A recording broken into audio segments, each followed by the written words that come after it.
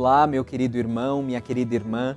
Eu sou o Padre Cauê, vigário paroquial da Paróquia Sagrada Família, em São Bernardo do Campo, e este é o programa Verbum, a Palavra de Deus, da Diocese de Santo André, transmitida pela TV Mais e pelas demais mídias sociais.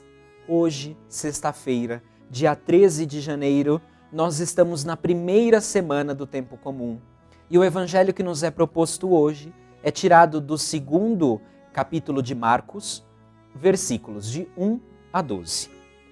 Alguns dias depois, Jesus entrou de novo em Cafarnaum. Logo se espalhou a notícia de que ele estava em casa. E reuniram-se ali tantas pessoas que já não havia lugar nem mesmo diante da porta. E Jesus anunciava-lhes a palavra.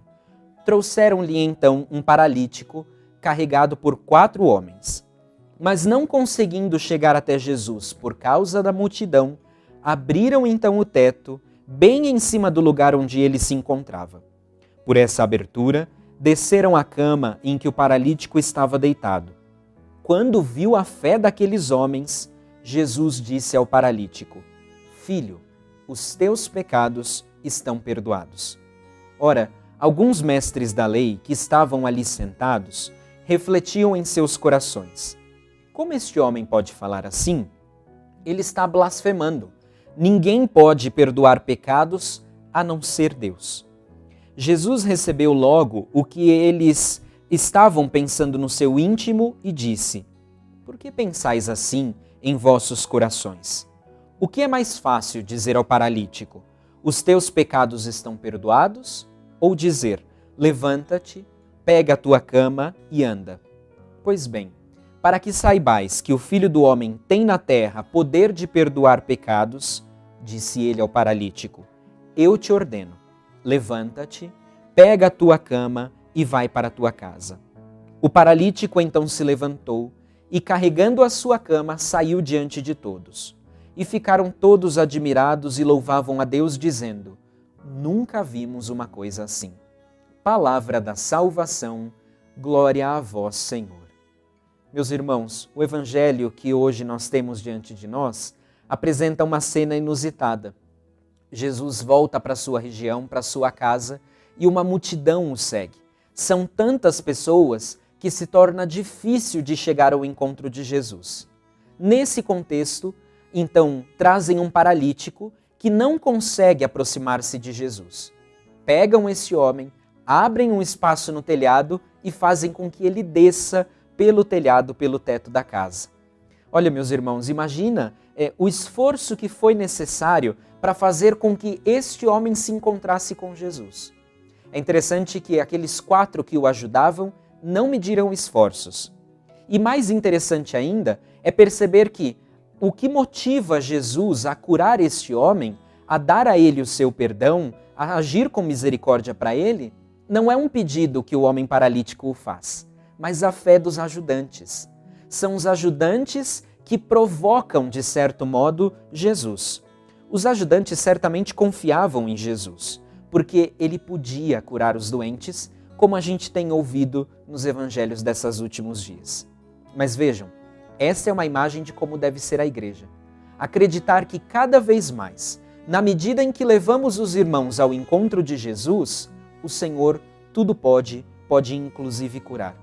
Precisamos, meus irmãos, colocar diante de Jesus aquelas situações que só Ele tem o poder para curar. Não nós, somente Jesus. Mas para isso também é necessário, de nossa parte, uma boa dose de criatividade pastoral, para acharmos brechas nos telhados das nossas vidas, da história humana, para também fazer chegar Jesus àqueles que tanto precisam. Não dá para acharmos que podemos fazer sempre do mesmo jeito e do mesmo modo e esperar os resultados diferentes. Meus irmãos, a gente precisa, diante de uma situação difícil, encontrar uma saída. E é o Espírito Santo quem motiva isso em nós. Mas Jesus não é apenas alguém capaz de curar o corpo. E essa é a discussão que ele tem com aqueles que o acusam de blasfêmia. Porque Jesus não está somente preocupado em curar o corpo. O sinal de que Jesus cura o corpo é então motivado, na verdade, por algo mais profundo, que é o perdão dos pecados. O pecado, interpretavam os mestres da lei, era uma mera transgressão da lei. Então era algo penal e simplesmente isso. Mas vejam que na concepção de Jesus e a concepção da igreja é de que, certo modo, o pecado ele é uma ferida na humanidade e faz a humanidade voltar-se cada vez mais para si mesma e voltar-se contra Deus. O pecado, meus irmãos, também não atinge nós simplesmente pessoalmente, individualmente. É necessário a conversão pessoal, mas também é necessário a conversão comunitária, a conversão social, porque há os pecados sociais. Por isso, Jesus pode perdoar os pecados, porque na verdade ele pode transformar as realidades em que já estão muito marcadas pelas injustiças. Nós devemos, na medida em que nos convertemos, ajudar a sociedade também a se converter, para que ela também retome aquela relação perdida com Deus, consigo mesma e com os irmãos, por conta do pecado. Jesus, meus irmãos, pode então devolver para nós a vida, no nosso interior e no exterior. Peçamos ao Senhor essa graça, que Ele nos cure para estarmos ao seu dispor na luta contra os males que nos marcam na sociedade. O Senhor esteja convosco, Ele está no meio de nós. Abençoe-vos o Deus Todo-Poderoso, Pai, Filho e Espírito Santo. Amém.